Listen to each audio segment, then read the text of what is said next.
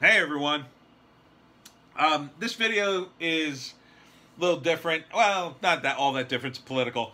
I started arguing online about Antifa because I recently did one of my anti-war cartoons about Antifa, and I criticized them as being ineffectual.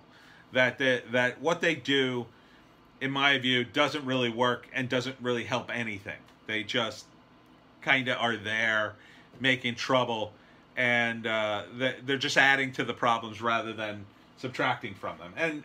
And they don't really, in my view, have a clear mandate, a clear vision of anything. So I thought I'd go through the rules for radicals by Alinsky and see how many rules that Antifa is really following because they claim to be so radical or whatever. So there's 13 rules. Rule number 1, power is not what you have, but what the enemy thinks you have. Power is derived from two main sources, money and people. Have-nots must build power from flesh and blood. It's a little murky in Rule 1 because Antifa members tend to be college students. They tend not to have their own money, so they kind of have money, but they kind of don't. And they have people, but their people wear masks. They show up when they want. There's no central organization. So do they have people? Sometimes they do. I'm sure there's been Antifa rallies when no one showed up or two people showed up, because how can you have an organization without organization? Number 2, never go outside the expertise of your people. It results in confusion, fear, and retreat. Feeling secure adds to the backbone of anyone. On that rule, Antifa has really dropped the ball in my view. They tend to get their asses kicked wherever they go. They don't really, it always seems to end in confusion for them, at best. And, you know, the expertise of their people isn't clear. I mean, what is the expertise of college students who seem to be afraid of everything and everyone? Not much, in my view. Their victories seem to be localized in college campuses where they sort of have a little control because they're the customer on college campuses, and colleges have so far bowed down to them. I don't think that's going to continue for very long. Number 3, whenever possible, go outside the expertise of the enemy. Look for ways to increase insecurity, anxiety, and uncertainty. This rule, I don't think Antifa really follows all that closely either, mainly because I don't think they really know who the enemy is. The enemy changes from day to day. It's kind of a nebulous thing. They decide who's racist and fascist, and then they just go after him hammer and tongs, and that doesn't seem to be a good strategy to me. So, for instance, as you know, I went to the Mines in Real Life event where Antifa protested and caused all kinds of trouble. That was not, in my view, a good use of their time because there were, you know, it wasn't a meeting of fascists. It wasn't a meeting of right-wing lunatics. You know, you had Daryl Davis, a guy who talked Klan members out of the life, and you had all sorts of interesting YouTubers there. That wasn't a place to do that. If anything, it was a place for Antifa to say, oh, let's send 2 representatives to tell people, hey, you know, you should be doing X, Y, and Z. But you can't have a representative of an organization that has no organization. So, and they have no expertise of the enemy. When I talk to my friend online, not to insult him, I won't say his or her name. I don't, you know, they use an avatar anyway. I don't think they have a really good grasp of what fascism is. It's this nebulous thing that they know is connected to Trump, and they know is bad, and they know has to be fought, and that's about the extent of their knowledge. They don't have any hard and fast rules, and even my friend online acknowledged that he splits with Antifa on a particular point about who should be attacked. And that's a huge problem. And he doesn't see it as a problem, but I see it as a problem, because you'd have literally half of Antifa attacking this group of people and the other half going, no, I don't think we should attack them. That's not a coherent way to run your organization, besides the fact that political violence is totally wrong. Number 4, make the enemy live up to its own book of rules. This is what Republicans and people on the right side of politics have been doing to the left for last 3 or 4 years, and it's been very effective for the right. For the left, it's been a disaster because they have not lived up to their side of the rules. Since Antifa has no rules, really, they have nothing to live up to, really. They don't really make the other side live up to anything. They just ignore that rule totally, in my view. Number 5, and this is a big one. Ridicule is a man's most potent weapon. There is no defense. It's irrational. It's infuriating. It also works as a key pressure point to force the enemy into concessions. The left and Antifa have lost the comedians. The comedians are fleeing the left, and they have been branded enemies by them. I just did a video about Sean Gillis. He's going on he was cast on SNL, one of the most left-leaning TV shows you'll ever see currently. And yet, he's not left enough. Apparently, he said some spicy things on a podcast and on YouTube, a platform that has been heavily censored from anything racist, but still not woke enough. It'll never be woke enough for members of Antifa. It'll never be woke enough. And you'll never get comedians to come to an Antifa rally, because what are you going to say? Eventually you're going to tell a joke that offends somebody, and I don't know, I guess they'll pull you off the stage and beat the crap out of you. So there is no sense of humor in the world of Antifa that I can see. Number 6, a good tactic is one your people enjoy. They'll keep doing it without urging and come back to do more. They're doing their thing and will even suggest better ones. So far, the only tactic Antifa seems to have is harassing people and attacking them physically. And that one, do they enjoy it? It's kind of hard to tell. I think some of them do. I think the longer Antifa exists, the more people who are prone to violence and enjoy violence will join them. Not because they're woke leftists who really want to change the world, but because they enjoy violence and they see this as an avenue to commit wanton acts of violence without any consequences. It's probably why those 2 Marines in Philadelphia got beaten up by a group of Antifa members. It's because when you're in that sort of mob mentality, it's really easy to just start swinging at a guy who's been dehumanized and, oh, this guy's the enemy? Yeah, I think all these people are getting him. I should throw in a punch too. So, they're kind of following this rule? I guess, but this rule will lead to their demise, I believe, because as the violence ticks up, the more likely it is that the law enforcement will just put the hammer down and arrest all these woke morons.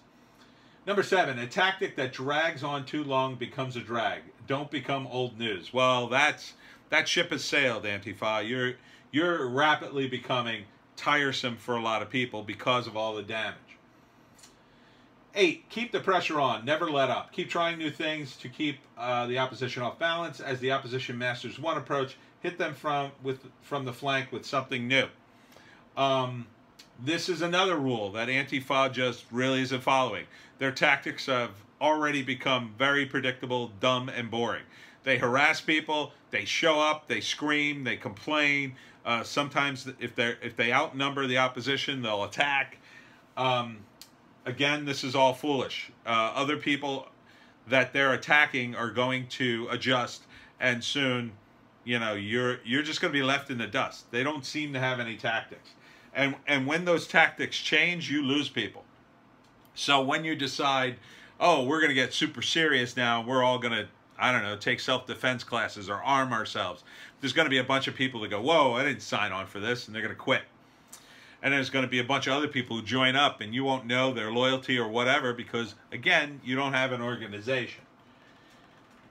9. The threat is usually more terrifying than the thing itself. Imagination and ego could dream up many more consequences than any activist. That rule is true, but that's another one Antifa does not follow very well.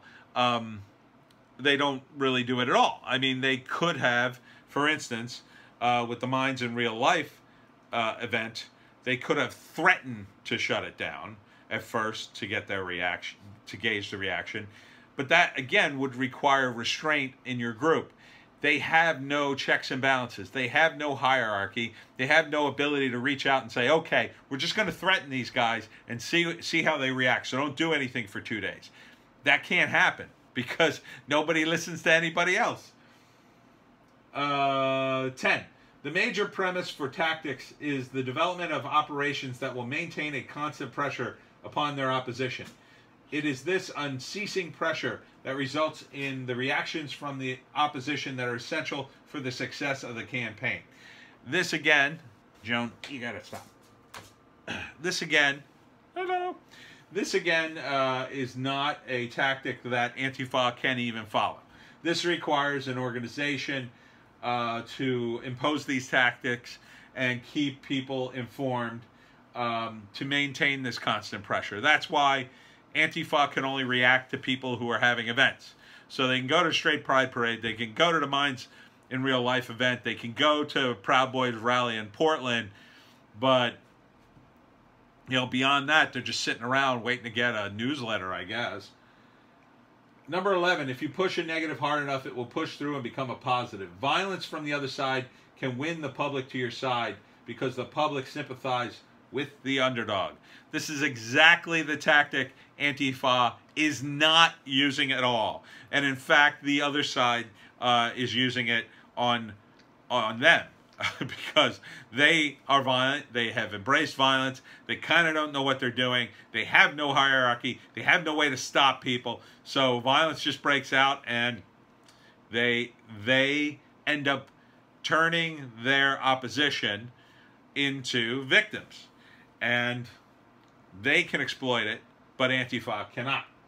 12. The price of a successful attack is a constructive alternative. Never let the enemy score points because you're caught without a solution to the problem.